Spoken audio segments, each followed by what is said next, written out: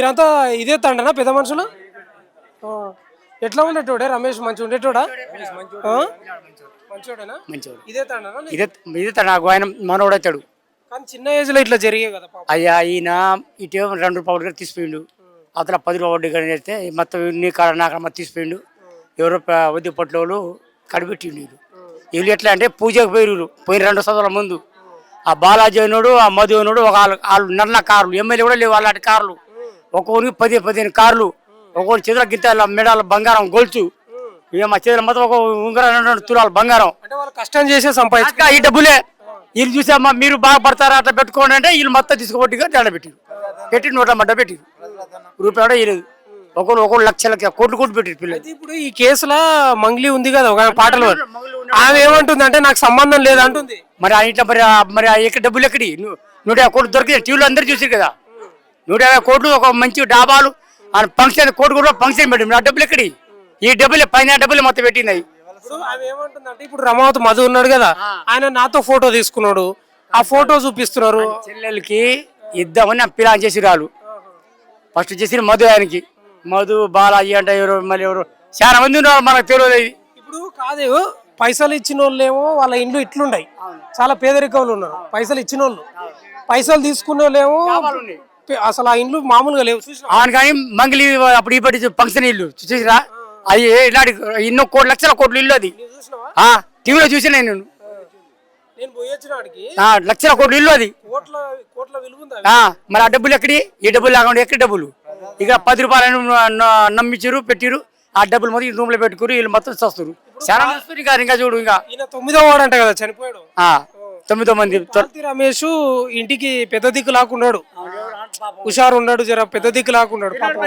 ఆయన చచ్చిపోయాయి కదా. పిల్ల కుర్రోడు మంచోడు పిల్లాడు, ఒక జోలు పురుడు గారు. కానీ ఏదో అది పైన ఒడ్డు వల్ల ఈయన అక్కడ ఎవరిని వేసుకుని అక్కడ మొత్తం వడ్డీ తీసుకుంటూ ₹2 వడ్డీ తీసుకుంటు ఇక్కడ అక్కడ ₹10 అక్కడ పెట్టిడు డబ్బులు వస్తుందని. ఇది రాలే అది రాలే మొత్తం అడిపోయి. ఇప్పుడు పైసలు ఎట్లా రావాలి? ఏమో మరి గవర్నమెంట్ కి తెలుసు. వాళ్ళు లంచడుకులు ఇస్తలేరు, వాళ్ళు కేసు పోతుగా వస్తలేరు, మాకు తెలియదు అంటారు. మరి ఎట్లయితే బాగుంది తెలుసు. ఇప్పుడు ఈ రోజు మీరు పాల్తీ రమేష్ తీసుకొని హాస్పిటల్కి పోయినారు కదనే, అక్కడ చనిపోయింది కదా, మరి కేసు పెట్టినరా? ఎవరి మీద పెట్టిరు మీరు కేసు? మా అన్నకు తెలియదు ఎవరి మీద. ఈ పిల్లలతో నేను వెనక ఉన్నాను, వాళ్ళు ముందు పోయినా అక్కడ ముందు నేను వెనక సరిపోయినా. పాల్తీ రమేష్ వాళ్ళ అమ్మ నాయన ఏం పని చేసేది? ఇది ఎగ్జామ్ పని చేసారు. నేను చచ్చిపోయిన కూడా పేదరికంలో ఉన్నట్టుంది. బీదోలే అయ్యా, తండ బీదోలే. లారీ డ్రైవర్ అయినా లారీ డ్రైవర్ కాబట్టి మంచి వ్యక్తి, మంచోడు పిల్లాడు మంచోడు కాబట్టి ఇప్పుడు నువ్వు ఎవరు అడిగినా డబ్బులు అప్పులు ఇచ్చారు, ఆయనకి అప్పులు ఇచ్చారు. పాప తీసుకొట్టి పెట్టు, నీకు రూపాయి రాలేదు, ఇజ్జత్ తీస్తున్నారు అందరూ. ఆ అట్ట దానిలోనే ఏదో వచ్చి అట్ట వచ్చి చచ్చి. నిన్న నైట్ గొడవ జరిగిందా? కొట్టుకున్నారా? కొట్టుకోలే, మేము కొట్టుకోలే. అడిగా మరి నువ్వు వడ్డీకి ఇచ్చిన ఇవాళ వచ్చిన పెళ్లికి మరి రావు, మరి అడిగారా? మరి అప్పులు ఇచ్చిన అడగరా? రూపాయి 1 లక్ష అంటే అడిగాను, 20 లక్షలు 30 లక్షలు ఇప్పించారు. అడగారా? మరి అడుగుడా మంచోడు కాబట్టి ఇచ్చారు నీకు. వచ్చిండేనా ఆయనకు హార్ట్ అటాక్? ఎప్పుడు రాలే, ఆయన అటాక్ లేదు, ఆయన జబ్బు లేదు, ఏది లేదు ఆయనకు. మంచోడు ఆయన అటాక్ ఉండే ఏం లేదు, ఆయన ఏం లేదు. మరి ఎందుకే పోలీసు వాళ్ళు కేసు పెట్టిరా? మీరు కేసు పెట్టినాం పొద్దున, కంప్లీట్ తీసుకుర్రు. మేము మళ్ళా డెడ్ బాడీని తీసుకొని ఆడికి వెళ్తే మా మీదకి రివర్స్ అయ్యి పోలీసు వాళ్ళు మమ్మల్ని కొట్టడానికి వచ్చిర్రు. ఎందుకు? మీరు ఇక్కడ ట్రాఫిక్ జామ్ చేస్తుర్రు, బండ్లు పోలీసులు అని చెప్పేసి మా మీదే రివర్స్ అయ్యి మా అన్నని కొట్టిర్రు. ఈడ తగిలింది మా అన్నకు, ఆ వీడియో గట్ట ఉంది. ఇది చచ్చిపోయిన రమేష్, పాల్తీ రమేష్. ఒక్కసారి కానీ కుటుంబానికి పెద్ద దిక్కు కోల్పోయింది. వాళ్ళ అమ్మ గిట్ట బాగుండదు, వాళ్ళ ఆయన లేడు, చనిపోయింది కదా. ఇప్పుడు కాదు, చిన్న కొడుకు అగుడైపోయాడు, ఇప్పుడు భార్య ఉంది, కుటుంబం ఆధారపడి ఉన్నట్టుంది. జర ఇదే తండనా పెద్ద మనిషిని? ఇదే తండ. రమేష్ ఒక అబ్బాయి ఉన్నాడు, ఒక భార్య చేసింది, పిల్లలు లేదు, ఏం లేదు. హైదరాబాద్ లో ఇక్కడ పోతే పిల్ల కాడుతుంది, బాధ అది అంతే. ఇప్పుడు పైసలకేంచే వచ్చిందంటవా ఆయన హార్ట్ అటాక్? అంతమంది ఏం లేవు ఆయనకు. ఇప్పుడు నిన్న జరిగింది అది పైసలు గురించే వచ్చింది. ఇప్పుడు దానికి బాలాజీ నాకు ఏం చేసినట్టే నీకు అది రిజిస్ట్రేషన్ చేయిస్తానని చెప్పేసి 2 వారం నుంచి వారం నుంచి బాధితులు నాకు ఇబ్బంది పెడుతున్నారని చెప్పేస్తే ఈ బాలాజీ నాయక్ ఏం చేసిందంటే నేను మీకు ప్లాట్ రిజిస్ట్రేషన్ చెప్పేస్తాను ప్లాట్ చూపించిండు. ప్లాట్ చూపించి ప్లాట్ ఏమో రిజిస్ట్రేషన్ చెప్పిస్తానని చెప్పిండు. వీళ్ళకేమో పెళ్లి ఉందని మా తమ్ముని పెళ్లి ఉందని వీడికి వచ్చేసారు. అయితే నేను ఫ్లాట్ బుక్ చేయాలి, నాకు అమౌంట్ కొట్టు, నీకు ప్లాట్ రిజిస్ట్రేషన్ చెప్పిస్తా అంటే ₹1,00,000 కొట్టిండు. నిన్న కొట్టిన దాకా బాగానే మాట్లాడిండు. మళ్ళీ ఫోన్ ఎత్తట్లేడు. ఇప్పుడు నిన్న ఫోన్ ఎత్తట్లేడు. ₹1,00,000 అంతకుముందు ఇచ్చినవి పోయినాయి, ఇప్పుడు కొట్టిన 1,00,000 పోయింది. ఫోన్ ఎత్తట్లేడు. వీళ్ళేమో ఇక పెళ్లి అయిపోయింది, ఈయన వెళ్ళిపోతాడు అని చెప్పేసి బాధితులు వచ్చి ఈయనకు వచ్చి అడిగిర్రు. నిన్న నువ్వు ఏం చేస్తావు మాకు తెలియదు, మా పైసలు అయితే మాకు ఇవ్వాలి, మేము నీకు ఇచ్చినాం, మేము ఆయనకి ఇవ్వలే, ఆయనతో మాకు సంబంధం లేదు, నువ్వు భూమి అమ్ముతావా నువ్వేం చేస్తావో మాకు సంబంధం లేదు, మా పైసలు అయితే మాకు ఇవ్వాలని చెప్పేసి వీళ్ళు వచ్చి ఈయన అడిగిర్రు. ఇచ్చిరు కాబట్టి అడిగిరన్న. ఈయన ఇక అదే మనస్తాపంతో నైట్ అయింది. నైట్ బాగానే 12, 11, 12 అయింది. నేను ఈయన ఉన్నా రాత్ర. ఈయన ఉన్న వాళ్ళకి వీళ్ళకి సమాధానం చెప్పినావు. ఈయన వచ్చి కొంచెం తిన్నాడు, పండుకున్నాడు. పండుకున్న తర్వాత 3ంటికి ఒకసారి లేచినంట.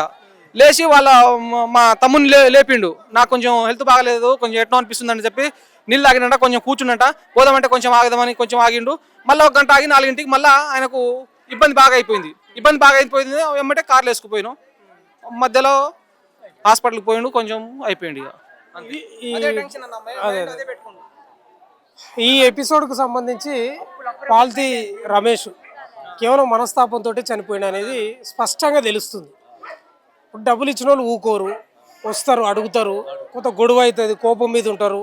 అదే జరిగినట్టుంది. ఏం బతుకనుకున్నాడో ఏమైందో, బీపీ డౌన్ అయిందా, హై అయిందా, ఓ రకంగా హార్ట్ అటాక్ వచ్చి నిన్న తెల్లారుతుంటే, అంటే ఈరోజు తెల్లారుతుంటే 5 గంటలకు వస్తే ఇక హాస్పిటల్ తీసుకుపోతే చనిపోయాడు. ఎవరు బాధ్యులు దీనికి? ఈ బాధ్యత ఎవరు తీసుకోవాలి? రమావతి రమేష్ తీసుకోవాలి, బాలాజీ నాయక్ తీసుకోవాలి, అంతే కదా. ఈ సావు ఆయన చచ్చిపోలే, చంపినట్లే వాళ్ళు. ఇక్కడ ఉన్నారు అంతా పెద్ద మనుషులు, వాళ్ళ వాకిట్లోనే కూర్చున్నాం. ఎవరు వాకిట్లో? పాల్తీ రమేష్ వాకిట్లోనే కూర్చున్నాం. వాళ్ళ పెద్దన్న ఉంటాడు ఇక్కడ, ఇదేమో రమేష్ ఇల్లు, వాళ్ళ నడిపన్నది అది. ఏం ఘోరం ఇది నాకు అర్థం కాదు. రమేష్కు గతంలోనే భార్య చనిపోయింది, ఒక కొడుకున్నాడు ఆమెకు, 2వ పెళ్లి చేసుకోండి, చిన్న ఏజ్ ఉన్నట్టుంది పాపం ఆమెది. ఆమెకు పిల్లలు కాలేదు, చిన్న 2వ భార్యకు. ఆమె బతికేంది, వీళ్ళ కుటుంబం పేదరికంలో ఉంది, వీళ్ళ బతికేంది, చిన్న ఏజ్లో చనిపోయిండు. ఎంత ఘోరం అంటే ఏముంటుందండి నాకు అర్థం కాదు. ఇంత దరిద్రానికి తెగపడ్డరు. ఒక సినిమా స్టైల్ కాదా ఇది? లక్షలు వసూలు చేసి బిల్డింగ్లు కట్టుకొని మీరు పెద్దగా అయినరు. వీళ్ళు ఏమో చస్తున్నారు, ప్రజలు బాధితులు చస్తున్నారు. అందుకే అంటున్నా నేను ఇది పాల్తీ రమేష్ చనిపోలేదు, వాళ్ళు చంపినరు, 100% చంపినరు. ఇది పోలీసులు కేసు తీసుకోమంటే వాళ్ళదో తమాషా. ప్రభుత్వాలు ఎవరి కోసం ఉన్నాయి నాకు అర్థం కాదు. ప్రభుత్వాలు ఎవరి కోసం ఉన్నాయి? పేదల కోసం, అన్యాయానికి గురైన వాళ్ళ పక్షాన్ని నిలబడాలి కదా. ఇట్లా ఉంటే ఎట్లా?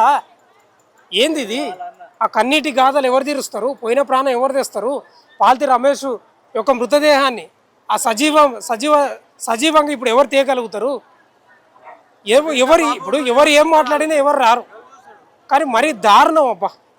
అసలు ఒక సినిమా స్టైల్లో ఉంది రమావతి రమేష్ది, బాలాజీ నాయక్ది. మీరు సినిమాలల్లో సంపాదిస్తారు టక సినిమాలాగా సంపాదించారు అంటే ఎంతో ఘోరం అనుకోవాలి.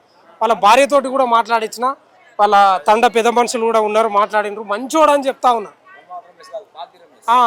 పాల్తీ రమేష్ చాలా మంచోడు అని చెప్తా ఉన్నారు. ఇంకా ఎన్ని చూడాలనేమో, వేల మంది ఉన్నారు. పర్లేదులే, ఉండండి. ఇది ఇక్కడ ఉన్న ప్రజెంట్ పరిస్థితి. ఏదేమైనా చాలా బాధాకరం.